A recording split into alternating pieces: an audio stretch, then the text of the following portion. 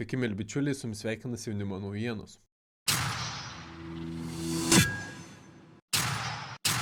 Visų pirma, noriu padėkoti visiems, kas prenumeruoja kanalą, pasidalina vaizdo įrašais, juos pakomentuoja, paspaudžia patinka, nes tai yra didžiausias paskatinimas kurti toliau.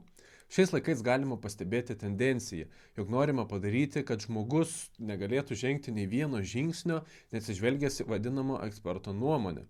Turbūt visi puikiai prisimename švietimo, mokslo ir sporto ministro pasisakymą, jog jis nežino, kiek yra lyčių, nes nėra ekspertas. Tačiau visgi paklaustas apie tai, ką turėtų atsakyti mokytojas, vaiko paklaustas apie tai, kiek yra lyčių, atsakymo neturi pats. Nežinau. Tai aš nesu ekspertas. Na, o sisteminėje žiniasklaidoje vis populiaresnis tampa toks laidos formatas, kai studijoje kažkokiai temai aptarti pasikviečiami savo sričių ekspertai, o juos įvertina dar vienas ekspertas, kuris tariamai yra objektyvus ir nepriklausomas, nors realybėje šneka taip, kaip reikalauja sistema. Tokioje laidoje neseniai dalyvavo biomedicinos mokslų daktaras Rimas Jankūnas. Jam oponavo gydytoja praktikė. Laida buvo apie skiepus. Tačiau jų diskusiją įvertino vadinama ekspertė be medicininio išsilavinimo.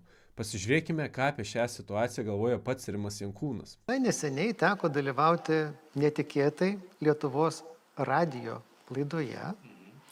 Ir buvo diskusija apie skiepus, tikrai korektiška diskusija. Iš vienoje pusėje gydytoja praktikė, kitoje pusėje. Bet kas mane nustebino, kad kaip ekspertė, specialistė visą mūsų diskusiją įvertinančią buvo pakviesta tokia Olendraitė. Pasižiūrėkime, koks jos išsilavinimas. Molekulinės biologijos bakalauras. Toliau žmogaus ligų genetikos magistras. Ir daktaro laipsnis evoliuciškai įvairių naujų RNR virusų paieška transkriptomikos duomenyse. Palaukit. Apie ką mes kalbam? Apie mediciną? Veterinariją, biologiją. Čia tas pats, kas būti ekspertų krepšinėje, atrodo labai paprasta. Pabandykit padaryti tą darbą gerai, taip kaip daro tikri profesionalai, ir jums nepavyks. Čia yra baisu, Rimai, kad į LRT diskusiją su gydytojo išsilavinimą turinčiu žmogumi dalyvauja lygiomis teisėmis.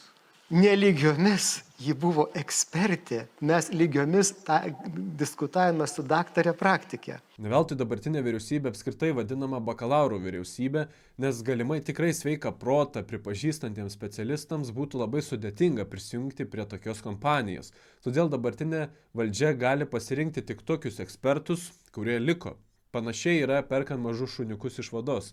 Pirmą pasirenkami patys sveikiausi, judriausi, o po to tenka rinktis iš to, kas liko, lėtesnių, netokių energingų.